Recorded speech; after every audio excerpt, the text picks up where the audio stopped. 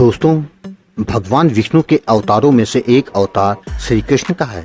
श्री कृष्ण ने इस अवतार में अपना भगवान विष्णु का विराट रूप धारण किया था, लेकिन श्री कृष्ण के अंतिम संस्कार के बाद उनके शरीर का एक अंग आखिर तक नहीं जला था। इसके बारे में पूरा जानने के लिए इस वीडियो को आखिर तक अवश्य देखिएगा। लेकिन उससे पहले जिन लोगों ने अच्युत प्रभात यूट्यूब चैनल को अभी तक सब्सक्राइब नहीं किया है, उनसे निवेदन है कि चैनल को सब्सक्राइब कर दें और बेल आइकन अवश्य दबा दें, जिससे नए वीडियो के नोटिफिकेशन समय समय पर आपको मिलते रहें।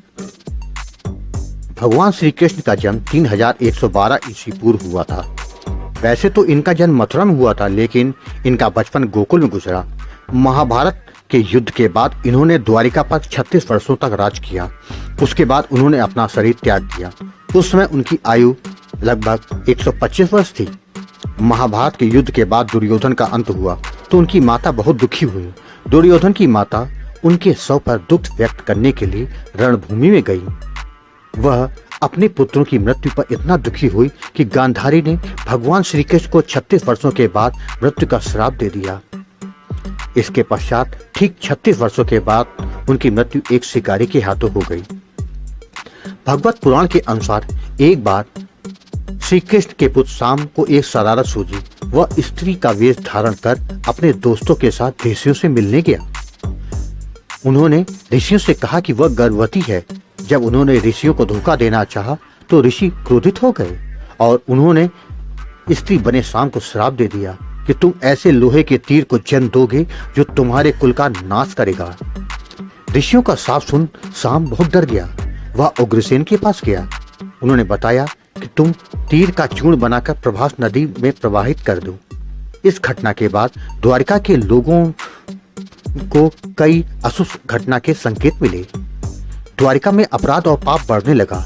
यह देख भगवान श्री कृष्ण बहुत दुखी हुए। उन्होंने अपनी प्रजा को द्वारिका छोड़ प्रभास नदी के तट पर रहने के लिए कहा। प्रभास क्षेत्र पहुंचकर सभी ने भगवान के आदेशानुसार पूजा अर्चना एवं भक्ति पूरी श्रद्धा से की, परंतु वे मदिरा का पान करने लगे। इस मद का स्वाद तो मीठा होता है, परंतु यह बुद्धि भ्रष्ट करने वाला है। इसका सेवन करते ही सभी यदुवंशी की बुद्धि भ्रष्ट होने लगी और वे सभी आपस में झगड़ने लगे। इस लड़ाई ने इतना भयंकर रूप ले लिया कि सभी यदुवंशी मृत्यु को प्राप्त हुए। इस घटना के पश्चात बलराम जी नदी के तट पर चिंतन में लीन हो गए और ध्यान में रहकर ही भौतिक शरीर का त्याग दे दिया। कुछ समय पश्चात भगवान श्री कृष्ण एक पीपल के नीचे बैठ सभी दिशाओं से अंधकार को नष्ट कर प्रकाशमान कर रहे थे। उस समय भगवान के बैठने की अवस्था कुछ ऐसी थी कि वे अपनी दाईं जांघ पर बायां चरण रखे हुए थे। उनके चरण कमलों की आभा रक्त के समान प्रतीत हो रही थी। एक बहेली ने भगवान के चरणों को दूर से देखा, जो उसे हिरण के मुख के समान नजर आया। यह वही बहेलिया था जिसने मछली के पेट से निकले लोहे के को अपने बाण में लगाया था। उसने हिरण समझकर भगवान की देह को बाण से भेद दिया। जब वह पास आया तो वह भगवान को वहां पाकर बहुत दुखी हुआ। भगवान ने कहा कि राम अवतार के समय तुम राजा बाली थे और मैंने छुपकर तुम्हारा वध किया था। इस अवतार में वह हिसाब बराबर हो गया। मान्यताओं के अनुसार पांडवों द्वारा उनके शरीर का अंतिम संस्कार किया गया। जब उनकी पूरी देह जल गई, परंतु दिल जल कर नष्ट नहीं हुआ और अंत तक जलता रहा, तब उनके दिल को जल में प्रवाहित किया गया। उनकी देह का यह हिस्सा राजा इंद्रियम को प्राप्त हुआ। राजा इंद्रियम भगवान जगन्नाथ के भक्त थे। उन्होंने यह हृदय भगवान जगन्नाथ की प्रतिमा में स्थापित कर दिया।